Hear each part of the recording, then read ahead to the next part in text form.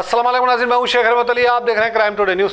नाज़रीन, कई दिनों से जब से कांग्रेस हुकूमत बनी है, करीब 1.5-2 महीने में लगातार एमएलसी का मसला चल रहा था कि जो मुस्लिम कैंडिडेट हार चुके हैं तो फिर क्या एमएलसी किसको मिलेगी, रेवंत रेड्डी किसका नाम सोचे हैं, क्या करेंगे। अब इतने दिनों के बाद आखिरकार प्रोफेसर कोंडाराम को एमएलसी मिली और सियासत रोज़नामा के ज़िम्मेदार आमिर अली को एमएलसी मिली। ठीक है, प्रोफेसर कोंडाराम जो लगातार अलहदा तेलंगाना की लड़ाई लड़ते रहे, केसीआर उनको नज़रअंदाज किए, जबकि प्रोफेसर कोंडाराम का बहुत बड़ा अहम रोल था अलहदा तेलंगाना में, लेकिन उनको नज़रअंदाज किए थे केसीआर।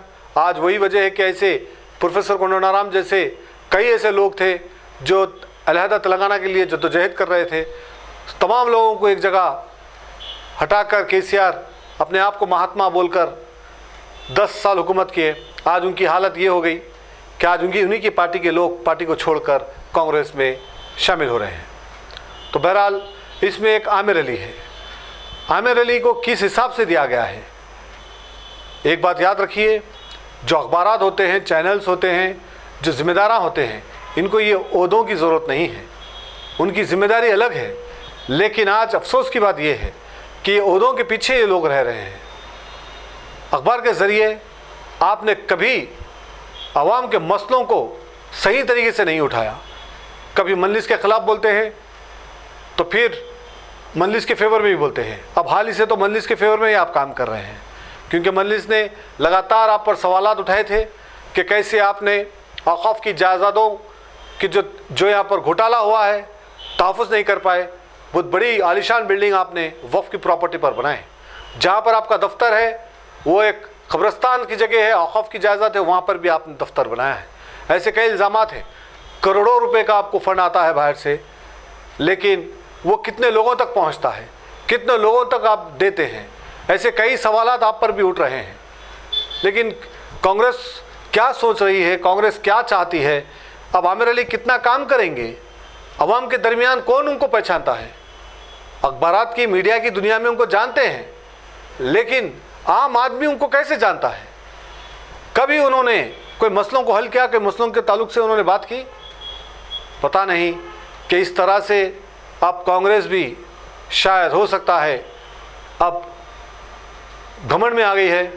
अब हो सकता है कि कांग्रेस ही है और कोई नहीं है। यही हालत केसीआर की थी, लेकिन अवाम ने केसीआर की क्या हालत की है रेवंत रेड्डी को समझने की ज़रूरत है। अगर मुसलमानों के साथ धोखा दिया गया, अगर मुसलमानों के माइनॉरिटीज़ के ताल्लुक से आपने सही काम नहीं किया, तो फिर आने वाला वक्त आपके लिए भी ख़तरनाक हो सकता है।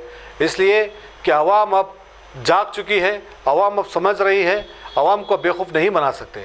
अवाम ने 10 साल केसीआर को देखा, केसीआर को हटाया, आपको इक़्तिदार में लाया।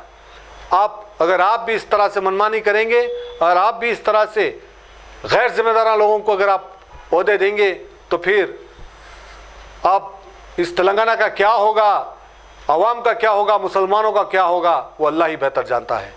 आज औक़ाफ़ की जायदादों का तहफ़्फ़ुज़ नहीं कर पाए, चाहे वो कौसर बियाबानी हो, फिर खुसर पाशा बियाबानी हो, या फिर मोहम्मद सलीम हो, या फिर मसीहुल्लाह हो, ये लुटेरे हैं।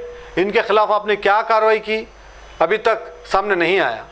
औक़ाफ़ की जायदादों का कोई तहफ़्फ़ुज़ नहीं हो पाया, और जिस तरह से रूम को लॉक कर दिया गया था, रिकॉर्ड्स पूरे ख़त्म कर दिए गए थे, उसकी भी इंक्वायरी भी नहीं हुई। उस पर इंक्वायरी बिठाने की ज़रूरत है। ये 3 चेयरमैन खुसर पाशा बियाबानी, मोहम्मद सलीम और मसीहुल्लाह, ये तीनों पर इंक्वायरी बिठाने की ज़रूरत है। ये लोग जेलों को जाने के काबिल हैं। ये लोग तहफ़्फ़ुज़ नहीं कर पाए औक़ाफ़ की जायदादों का, इस पर तहक़ीक़ात करने की ज़रूरत है। आपने कुछ नहीं किया। अब वक्फ़ बोर्ड पे क्या अब आमिर अली को बिठाया जाएगा वक्फ़ बोर्ड चेयरमैन बनाकर, ये भी बड़ा मसला है। अगर उनको बिठाया जाएगा तो फिर वो क्या करेंगे, वो कुछ नहीं कर पाएंगे। हम चाहते हैं कि अवाम के, मुसलमानों के मसलों को हल किया जाए, माइनॉरिटीज़ के मसलों को हल किया जाए। आप ऐसे ओहदे ऐसे लोगों को दें जो अवाम के दरमियान रहकर काम कर सके, लेकिन आपने मजाक बना के रखा है। आपने ऐसे लोगों को ओहदे दे रहे हैं। मोहम्मद अली शब्बीर को, खैर अच्छी बात है कि उनको एमएलसी नहीं दी गई, उनको एक मुखबिर बनाया गया, लेकिन जो दूसरे हैं उस पर तो आप सोच के दें। अगर ऐसे देंगे तो कौम की और तबाही होगी। कौन है इसके जिम्मेदार? किसी की ये जागे नहीं है कि कोई भी इख्तियार में आता है, लूट लेता है, चले जाता है, ओहदे ले लेता है, लूट लेता है, चले जाता है। ये आवाम अगर वोट डालती है तो अपना हक मांगती है, उसका हक दीजिए आप। बीआरएस ने नहीं दिया, उसकी हालत क्या हो गई?